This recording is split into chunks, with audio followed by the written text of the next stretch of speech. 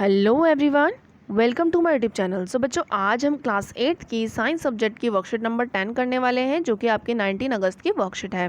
सो इस वीडियो को स्टार्ट करने से पहले सभी बच्चे इस वीडियो को लाइक कर दीजिए और इस चैनल को सब्सक्राइब कर लीजिए। तो चलिए वीडियो को स्टार्ट करते हैं। तो यहाँ पर आज की वर्कशीट में हम माइक्रो ऑर्गेनिजम्स के बारे में पढ़ेंगे। तो you have known by now that micro organisms are very small which we can see only with the help of microscope. It means कि जो आपके माइक्रो ऑर्गेनिजम्स होते हैं वो बहुत स्मॉल होते हैं, बहुत छोटे होते हैं। उनको जो है हम माइक्रोस्कोप की मदद से ही देख पाते हैं। These micro organisms move from one infected person to another healthy person by air, water, breathe और कॉन्टैक्ट। तो यानी कि जो कोई भी माइक्रो ऑर्गेनिजम्स होता है वो अगर किसी इन्फेक्टेड पर्सन है उसके पास तो माइक्रो ऑर्गेनिजम्स होगा, क्योंकि उससे इन्फेक्शन हुआ है। तो वो क्या करेगा, एयर के थ्रू या वाटर के थ्रू या सांस लेता है उस टाइम पे, या उसके कांटेक्ट में अगर हेल्दी पर्सन आता है तो माइक्रो ऑर्गेनिजम्स उसको भी ट्रांसफ़र हो जाता है और उसको भी फिर वही बीमारी जो है हो जाती है, डिसीज़ उसको हो जाती है। So today we will learn about diseases caused by micro organisms in human and animal. तो आज हम क्या पढ़ेंगे, इस वर्षन में बीमारियों के बारे में पढ़ेंगे जो भी माइक्रो ऑर्गेनिजम्स से होती हैं। ठीक है, ह्यूमंस में और एनिमल्स में जो भी डिसीजेज माइक्रो ऑर्गेनिजम्स की हेल्प से होती हैं, उन बीमारियों के बारे में, उन डिसीज़ के बारे में हम पढ़ेंगे। आगे देखते हैं। तो देखिए, disease causing micro organisms in human beings. Human beings में कौन कौन से डिसीज़ कॉजिंग माइक्रो ऑर्गेनिजम्स होते हैं? हमारे जो माइक्रो ऑर्गेनिजम्स होते हैं वो 3 टाइप्स हमने पढ़े हैं, प्रोटोजोआ, बैक्टीरिया और वायरस। ठीक है, ये 3 जो है जिनसे ह्यूमंस में बीमारियां फैलती हैं। पहला है मलेरिया, प्रोटोजोआ से मलेरिया होता है। ठीक है, बैक्टीरिया की डिजीज़ हो गई ट्यूबरकुलोसिस, कोलेरा और टाइफाइड। ठीक है, और वायरस से फैलने वाली डिजीज़ हो गई पोलियो, मीज़ल्स और हेपेटाइटिस ए और चिकन पॉक्स। ठीक है, ये कुछ बीमारियां हैं जो प्रोटोजोआ से होती है, मलेरिया, बैक्टीरिया से टीबी, कोलेरा, टाइफाइड और वायरस से पोलियो, मीज़ल्स, हेपेटाइटिस ए और चिकन पॉक्स। ठीक है, अब ये डिसीजेज हमने देखी। अब मेजर्स टू प्रिवेंट डिसीजेज, यानी इन बीमारियों से हम कैसे बच सकते हैं। तो कीप योर सराउंडिंग क्लीन, हमें अपने आसपास जो है साफ़ सफाई रखनी चाहिए। दूसरा, do not defecate in open. ठीक है, हमें शौच जो है वो ओपन में नहीं जाना चाहिए। Wash hand before and after eating food, खाना खाने से पहले भी और खाना खाने के बाद भी हमें अपने हाथों को वॉश करना चाहिए। Do not allow water to collect around you, यानी कि पानी को हमें अपने आसपास इकट्ठा नहीं होने देना चाहिए। Get your children vaccinated on time, और अपने बच्चे को जो है आप टाइम पे वैक्सीनेशन लगवाना चाहिए। Keep a napkin on mouth while coughing, यानी जब आप खांस रहे होते हैं तो आपको अपने माउथ पे नैपकिन रखना है। ठीक है, आगे देखते हैं। एक डेंजरस बीमारी है, डेंजरस डिसीज है, जिसका नाम है एंथ्रेक्स। ठीक है, ये एंथ्रेक्स जो है ये डेंजरस ह्यूमन और कैटल डिसीज़ है, यानी ह्यूमंस में भी पाया जाता है और कैटल्स में भी, मवेशी जो होते हैं उनमें पाया जाता है। और ये किससे होता है? बैक्टीरिया से होता है। उस बैक्टीरिया का नाम होता है बैसिलस एंथ्रेसिस। ठीक है, उस बैक्टीरिया का नाम है बैसिलस एंथ्रेसिस, और which was first discovered by Robert Koch. और इस बीमारी को सबसे पहले किसने डिस्कवर किया था? रॉबर्ट कॉच ने। ये एक साइंटिस्ट है जिन्होंने सबसे पहले एंथ्रेक्स बीमारी के बारे में खोज की थी। अब हम चलते हैं इसकी क्वेश्चन आंसर सेक्शन की तरफ।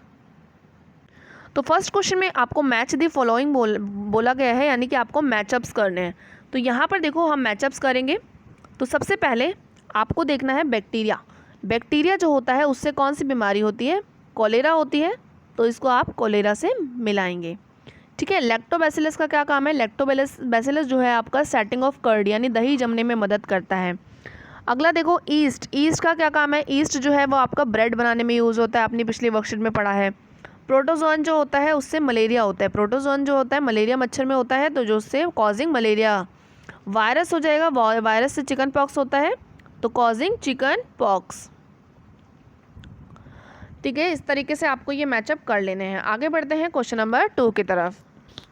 क्वेश्चन नंबर 2 में आपसे बोला है, write any 2 ways to prevent malaria. Malaria से बचने के लिए कोई 2 उपाय, आपको 2 तरीके आपको लिखने हैं। तो इसके उत्तर में आप लिखेंगे, इसके आंसर में आप लिखेंगे कि प्रिवेंशन फ्रॉम मॉस्किटोज़, यानी मलेरिया से बचने के उपाय कौन कौन से हो गए? 2 आपको लिखने हैं। पहला हो जाएगा आपका apply insect repellent to exposed skin. ठीक है, हमें जो है अपने स्किन पर इंसेक्ट रैपेलेंट लगाना चाहिए, मॉस्किटो रैपेलेंट लगाना चाहिए।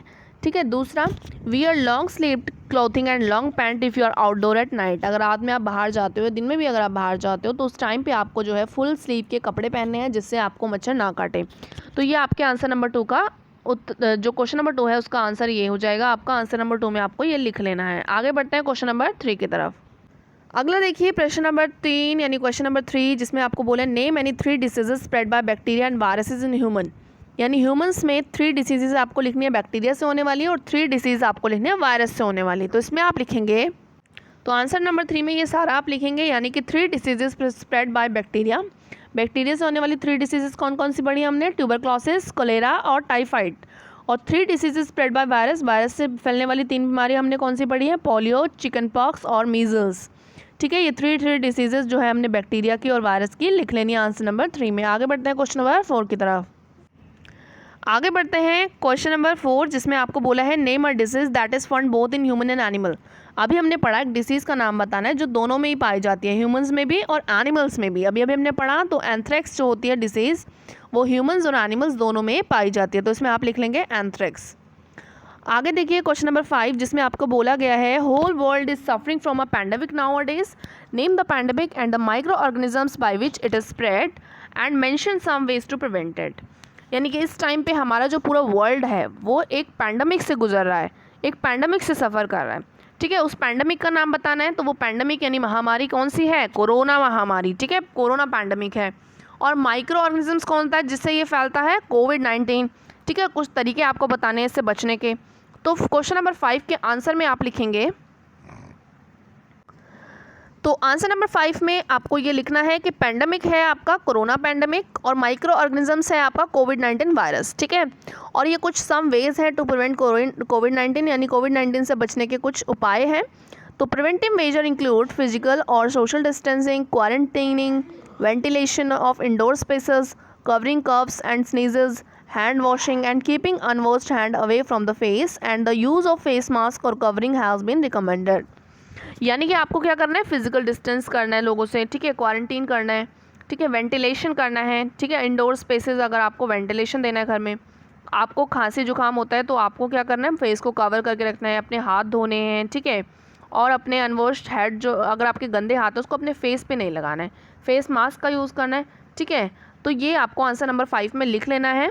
तो इस तरीके से इस वर्कशीट में आपको 5 क्वेश्चंस दिए गए थे, सभी को मैंने एक्सप्लेन कर दिया है। सो जाने से पहले वीडियो को लाइक करना मत भूलना। मिलते हैं नेक्स्ट वीडियो में, तब तक के लिए बाय बाय।